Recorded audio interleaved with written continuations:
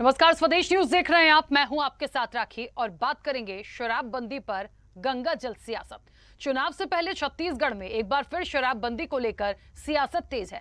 सरकार को अपना वादा याद दिलाया जा रहा है, गंगा जल की कसम याद दिलाई जा रही है कि चुनाव से पहले हाथ में गंगा जल लेकर कसम खाई थी कि प्रदेश में शराबबंदी कराएंगे। अब 4 साल बीत गए हैं, बीजेपी ने कांग्रेस पर झूठी कसम खाने का आरोप लगाया है। कहा कसम खाई थी लेकिन आज तक प्रदेश में शराबबंदी नहीं हुई है। कांग्रेस ने सत्ता पाने के लिए प्रदेश की जनता से झूठ बोला। अब कांग्रेस को वादा खिलाफी पर जनता से माफी मांगना चाहिए। इस पर कांग्रेस ने कहा कि ऐसा कुछ नहीं है, गंगा जल शराबबंदी के लिए नहीं उठाया था। जिस वादे के लिए कांग्रेस ने कसम खाई थी उसे 10 दिन में ही पूरा किया है। भाजपा अफवाह और भ्रम ना फैलाए। अब किसने गंगा जल लेकर क्या सौगंध खाई, कौन सा वादा जनता से किया, कौन सा वादा पूरा नहीं किया, या फिर चुनाव से पहले यूं ही भ्रम फैलाया जा रहा है। ऐसे ही तमाम सवालों के जवाब लेंगे, अपनी इस चर्चा को आगे बढ़ाएंगे। उससे पहले देखिए ये खास रिपोर्ट।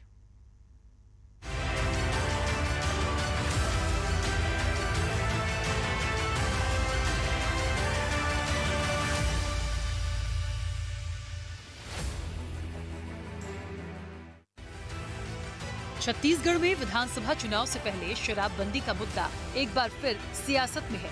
बीजेपी के आरोपों पर कांग्रेस तिलमिलाई हुई है, जुबानी जंग छिड़ी हुई है। प्रदेश में शराबबंदी को लेकर भाजपा ने सरकार पर आरोप लगाया। आरोप है कि गंगा जल की कसम खाई थी, सरकार बनने के बाद शराबबंदी कराएंगे, लेकिन 4 साल हो गए, सरकार सब भूल गई। रमन सिंह बोले, कांग्रेस गंगा जल और गीता को नकार रही है, दुष्परिणाम भुगतना पड़ेगा। पहले काम तो करो दादा। गंगा जल गीता को हाथ में लेके जिस प्रकार के सौगंध खाते रहे हो, तुम्हारे राष्ट्रीय नेता आते रहे हैं उस पूरे आयोजन में, तो कम से कम थोड़ा शर्म तो करो। 4 साल हो गए, लाखों महिलाएं आंदोलन कर रही है। कांग्रेस वादा पूरा नहीं कर सकती तो माफी मांग ले। अब आरोपों पर कांग्रेस पूछ रही है, गंगा जल की सौगंध किसने खाई थी? जिस वादे के लिए कसम खाई थी वो पूरा किया। किसान का आज उस चीज को दबाने के लिए मैं आपके सामने गंगा जल की सौगंध खाता हूँ। आपको बताइए कि 10 दिनों के अंदर किसान का लोन माफ करने का काम कांग्रेस पार्टी कि कांग्रेस शराबबंदी के लिए गंगा जल हाथ में नहीं ली, बेरोजगारी भत्ते के लिए नहीं ली, अर्थात पहले दिन से इनको ये मालूम था कि हम इन काम को नहीं करेंगे, इसमें बेईमानी करेंगे। ये उनके कथन से सिद्ध हो रहा है कि उन्होंने किसानों के लिए गंगा जल लिया, अर्थात किसानों के लिए काम करेंगे, उसमें भी बहुत सारी कमी है।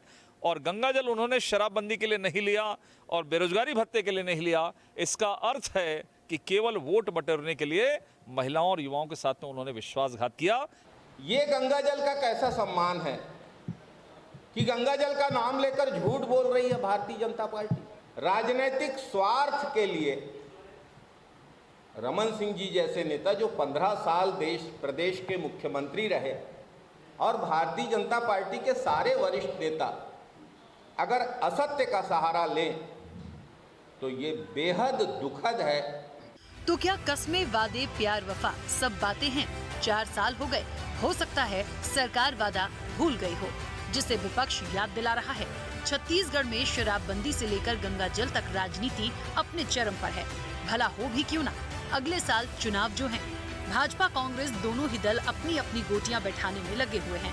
ऐसे में कस्में, वादे भी याद दिलाए जा रहे हैं, लेकिन कसम सौगंध की ये सियासत किसके लिए सत्ता की संजीवनी बनेगी, ये देखने वाली बात होगी। ब्यूरो रिपोर्ट, स्वदेश न्यूज, छत्तीसगढ़।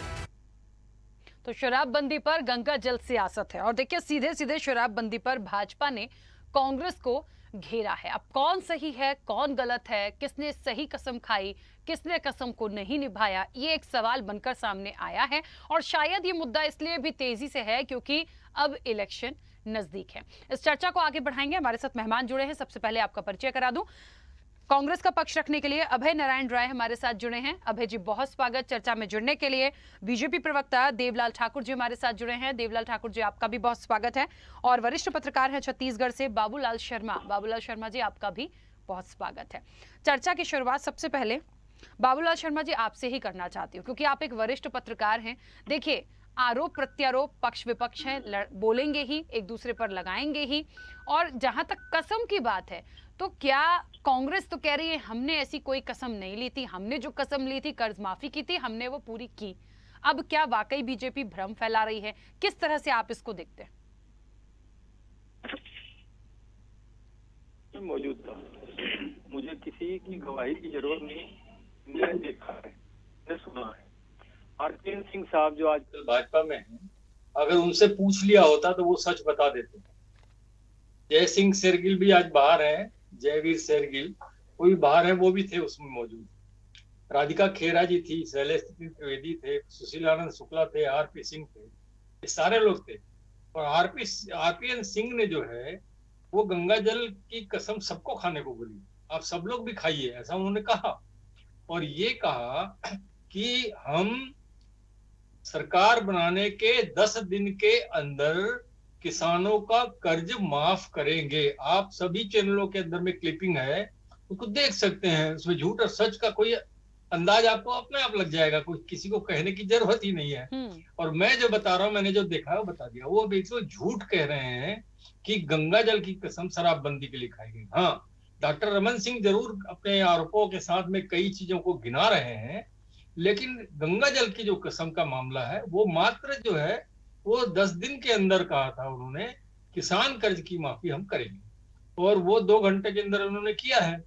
तो इस रूप में आप देखेंगे तो शराबबंदी होने वाली तो नहीं है खत्म, न ये कांग्रेस सरकार कर सकती, न कभी डॉक्टर रमन सिंह कर पाए, न भाजपा सरकार कर सकती, न कोई सरकार आ जाए तो कर, क्योंकि ये जो है 62% आदिवासी क्षेत्र और जहां पेशा कानून लगा हुआ है। और देखिए, आदिवासियों के इष्ट देव की पूजा शराब से होती है। जब तक इस समाज को सहमत नहीं करा लेंगे सब लोग मिलजुल करके, ये लड़ने झगड़ने से नहीं होगा। ये होगा, शराबबंदी हो सकती है, एक ही तरीका है, सब मिलजुल करके जो है आदिवासी समाज को बैठाएं, समझाएं और उनको सहमत कराएं। अगर वो सहमत हो गए तब शराबबंदी लागू करने की बात की जा सकती है, कड़ाई भी की जा सकती है, अन्यथा जो है असंभव प्रक्रिया है शराबबंदी। और जहां तक मुझे याद है कि डॉक्टर रमन सिंह के दौर में हमारे यहाँ की इसकी पॉलिसी बनी थी, आबकारी की पॉलिसी उस वक्त बड़ी मजबूत बनी थी। मानना पड़ेगा कि उसमें राजस्व बढ़ता जा रहा है, आज 6000 करोड़ से भी क्रॉस कर रहा है। और इस सरकार ने इसको और पुख्ता किया, इस कानून से नियम को, नीतियों को इतना पुख्ता कर दिया कि अब हम इसमें बिजनेस कर रहे हैं। इस नीति को बेचकर हमने झारखंड से बिजनेस किया है और 2.5% आय लेंगे हम उनसे, उनके जो आय होगी उसमें से हमको 2.5% कमीशन मिलेगा। तो ये जो है, एक तरफ शराबबंदी की बात, दूसरी तरफ ये बिजनेस करने की बात, कुछ तालमेल दिखता नहीं है। मुझे नहीं लगता कि शराबबंदी इस प्रदेश में फिलहाल संभव है। ठीक है, चलिए वापस आऊंगे। देवलाल ठाकुर जी, मुझे लगता है क्योंकि बीजेपी के ये गंभीर आरोप हैं और अभी इसीलिए मैंने पहली जो प्रतिक्रिया है वो वरिष्ठ पत्रकार से ली थी। यहाँ पर बहुत साफ है कि इस तरह की कोई बात नहीं हुई है। हाँ, ये बात जरूर थी कर्ज माफी की, जो कांग्रेस भी कह रही है, और रही बात शराबबंदी की, वो असंभव है, वो हो नहीं सकता। देखिए, जब घोषणा पत्र जारी हुए, इन लोगों ने संकल्प लिया तो वो सारे मुद्दे को, जितनी घोषणा किए थे, 2500 रुपया बेरोजगारों को देंगे, पेंशन योजना में 1500 कर देंगे, कर्ज माफी, धान का बोनस जो 2 साल का बचा है उसको देंगे, सारे चीजों के लिए घोषणा किया और उसमें गंगा जल उठाए। अब ये इनके मन में गंगा जल के प्रति क्या आस्था है, ये कांग्रेस के लोग बताएंगे कि अलग अलग चीजों के लिए अलग अलग जल उठाया जाता है। क्या इनके रीति रिवाज में होगा तो मैं नहीं समझता, लेकिन मैं तो ये समझता हूँ कि जब कोई संकल्प लिया जाता है तो एक बार जल का आचमन होता है गंगा जल का, उसके बाद सारे चीजों को आप नहीं, लेकिन बीजेपी कह रही है कि गंगा जल उठाया, गंगा जल लेकर यदि कोई कसम खाई तो वो इसलिए खाई है शराबबंदी को लेकर। उनके घोषणा पत्र को लेकर उन्होंने बहुत सारी बातें की होंगी, वो एक अलग बात है, लेकिन आपने जो महत्वपूर्ण सवाल उठाए या आरोप जो आपने लगाया वो शराबबंदी को लेकर लगाया, उस पर क्या प्रतिक्रिया? जी बिल्कुल बिल्कुल बिल्कुल, इन्होंने गंगा जल लेकर कसम खाया था कि छत्तीसगढ़ में शराबबंदी कर देंगे, इसलिए यहाँ पर महिलाओं ने नहीं, लेकिन वरिष्ठ पत्रकार मना कर रहे हैं। पत्रकार के मना करने से कुछ नहीं होता, क्योंकि वो सर्वविदित था। जो गंगा जल लेकर कसम खाए थे वो सर्वविदित है, किसी को छुपने छुपाने की बात नहीं है। आज अचानक ये चुनावी वर्ष में कैसे उनको पता चल रहा है कि हम गंगा जल ले लिए थे? हम लोग तो जब से इनकी सरकार बनी है तब से बता रहे हैं कि शराबबंदी करना है, करू है रे भारी करू है, गांव जाग के बस्ती टोला, जिंदगी में करवाए बर बेटा अब नहीं पीना है तोला। ये छत्तीसगढ़ में कब से चल रहा है? लोगों को शराबबंदी की ओर ले जा रहे हैं, लेकिन इनके जो नेता लोग हैं वो बोलते हैं कि ये भारतीय जनता पार्टी मुद्दा है। अच्छा चलिए एक मिनट कांग्रेस कुछ समय से है, कांग्रेस कुछ समय से है, आप तो बहुत लंबा समय राज कर चुके हैं, ठीक है, क्या शराबबंदी हो पाई? ये जो मैं बात बोल रहा हूँ ना उसी समय से लागू था कि शराबबंदी की ओर ये कदम जो हम चला रहे थे, एक सामाजिक उसके लिए विचारधारा के लिए लोगों के मन में एक प्रेरणा ला रहे थे कि आप लोगों को शराब छोड़ना है, शराबबंदी की ओर छत्तीसगढ़ बढ़ रहा था, लेकिन अचानक से गवर्नमेंट चेंज हो गई। अब एक चीज देखिए, हम लोग तो जो भी है शराबबंदी के लिए और बढ़ रहे थे, लेकिन इनकी सरकार में देखिए इनकी जो महिला एवं बाल विकास की जो मंत्री जिनका काम है कि उनको रोकना, जो शराब मुक्ति की ओर, नशा मुक्ति की ओर एक प्रोग्राम चलाना, उसके लिए करोड़ों अरबों की राशि जारी होती है महिला एवं समाज एवं कल्याण विभाग में।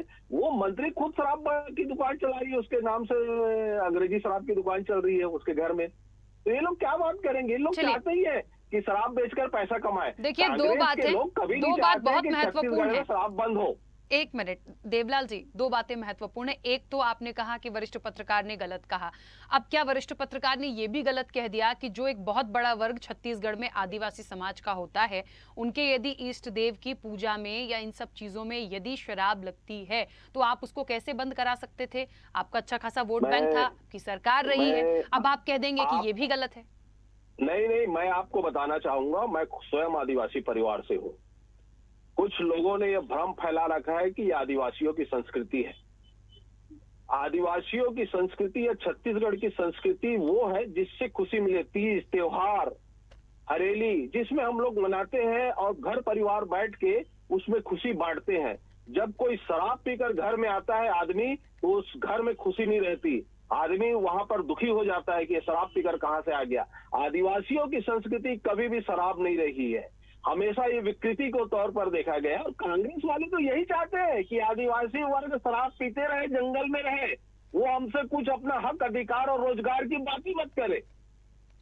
चलिए वापस आऊंगी, वोट बैंक की तरह इस्तेमाल करना ये कांग्रेस का काम है। मैं आपके जवाब से संतुष्ट नहीं हूँ, वापस आऊंगी, ठीक है, मैं स्वयं बता रहा हूँ इस चीज को। ठीक है, अभय नारायण जी अपनी बात रखिए, कुछ कहना भी चाह रहे थे, फिर सवाल लेती हूँ। राखी मैडम, सबसे पहले आपने बहुत अच्छा किया कि बाबूलाल भैया को पहले बोल दिया, और गंगा जल वाली जिस बात पे डिबेट हो रही है उसको बाबूलाल भैया के कहने के बाद और कुछ जवाब देने को बचता नहीं कि कांग्रेस ने गंगा जल लेके शराबबंदी की कसम कभी नहीं खाई थी।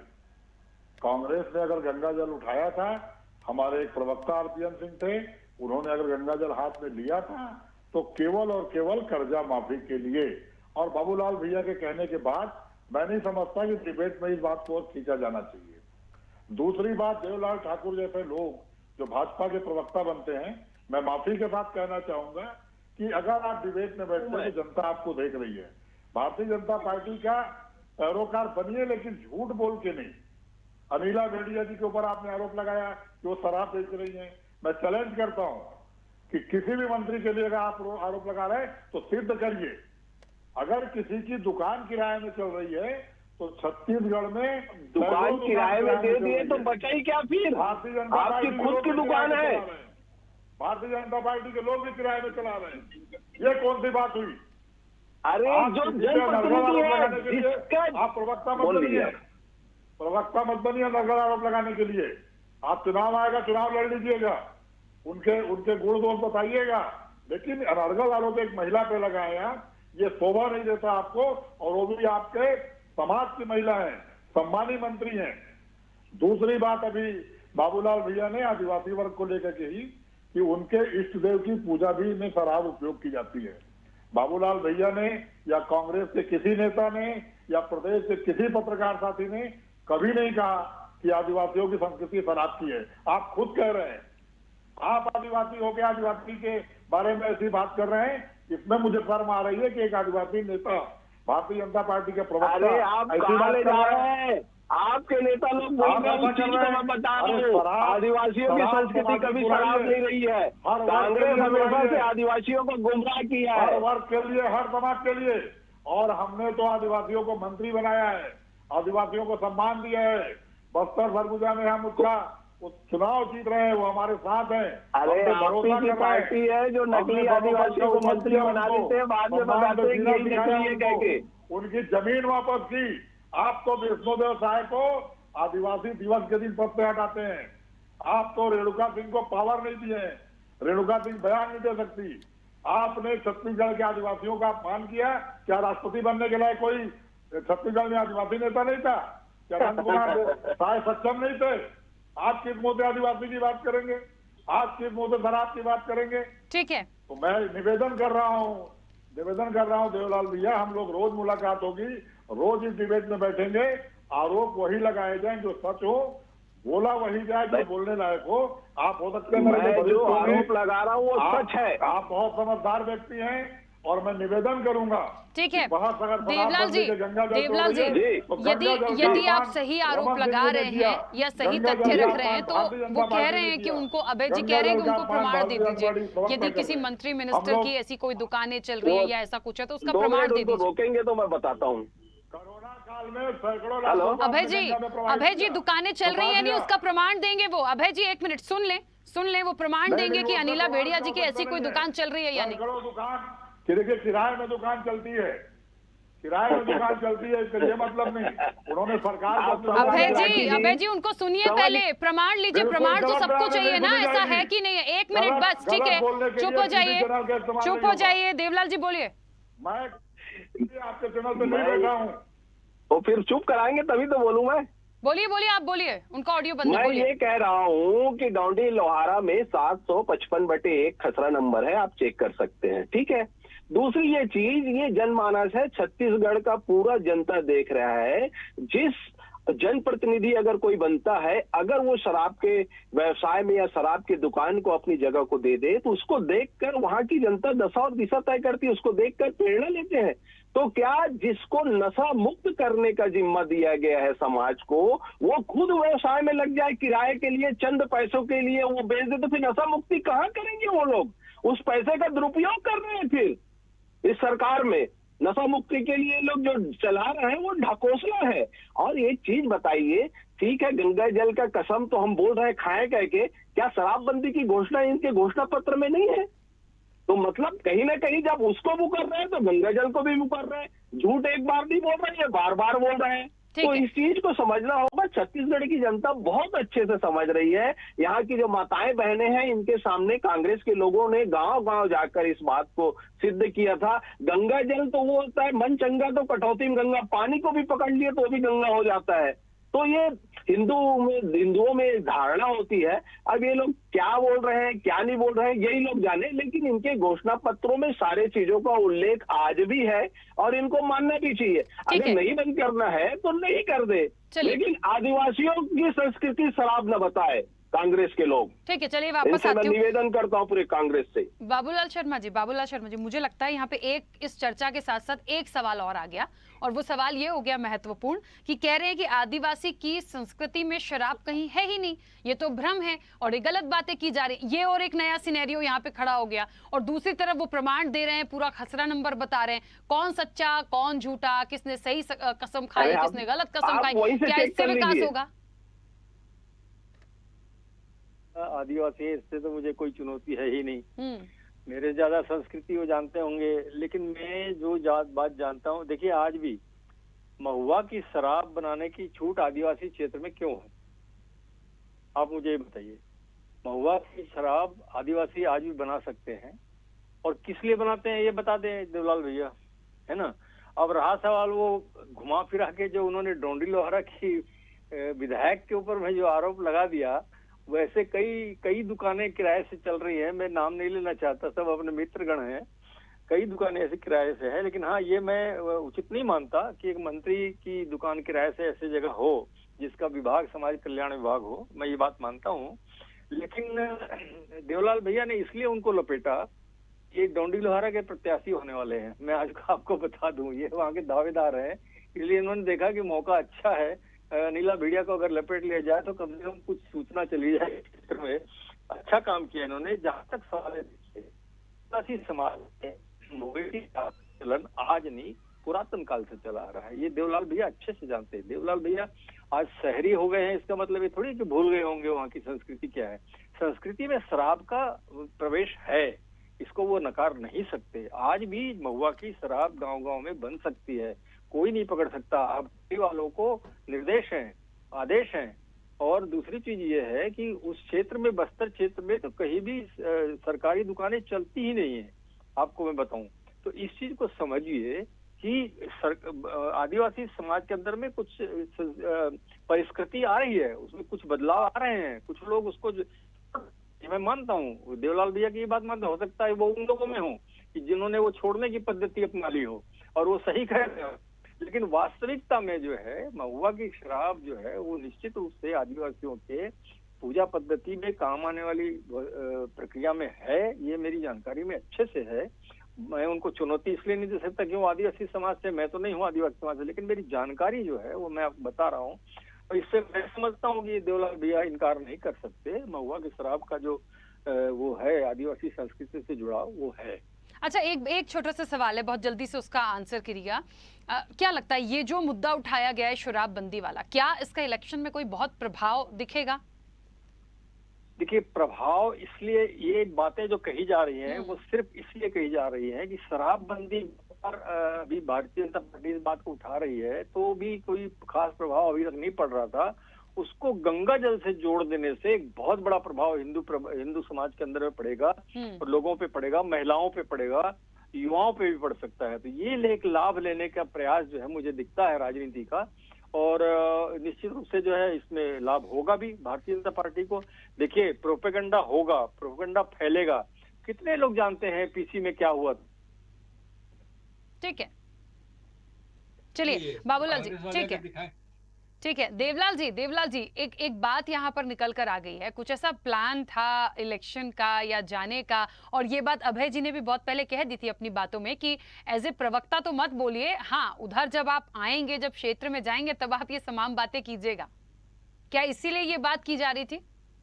मैं एक चीज कहना चाहता हूँ राखी मैम आपसे। एक चीज सोचिए, आप कोई भी जनप्रतिनिधि, हम सरपंच हो, पार्षद हो, किसी को भी हम ये देखते हैं कि वो गलत चीजों से, आचरण से मुक्त हो। अपन पंचायती राज में देखते हैं कि उसका स्वच्छ आचरण हो। अगर कोई व्यक्ति अपने घर में शराब पिला रहा है, चखना सेंटर चला रहा है, चाहे वो किराया ले या कुछ भी हो, वो जनप्रतिनिधि कैसा जनप्रतिनिधि है?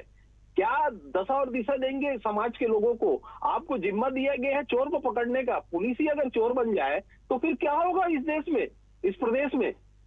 आप समझिए इस चीज को। मतलब ये मैं एक समाज के लिए बोल रहा हूँ, मैं पर्टिकुलर कोई विधानसभा या किसी क्षेत्र के लिए नहीं बोल रहा हूँ। मैं एक बात बता रहा हूँ, मैं आपके समक्ष रख रहा हूँ इसको, आपके चैनल के माध्यम से छत्तीसगढ़ की जनता को रख रहा हूँ। ठीक है देवलाल जी, ऐसा होना चाहिए। ठीक है अभय जी, मुझे ऐसा लगता है एक बात बहुत स्पष्ट रूप से आई है, इसका बहुत प्रभाव तो नहीं पड़ेगा, लेकिन हाँ यदि इस तरह की बातें आएंगी, एक कहते हैं ना माइंडसेट होता है, जहां आपने कसम की बात कर दी, गंगा जल की कसम की बात कर दी, ये सब चीजें थोड़ा सा एक माइंड डाइवर्ट कर सकती हैं। तो मुझे लगता है कांग्रेस को अपना स्टैंड बहुत ज्यादा क्लियर इस मैटर पे करना होगा।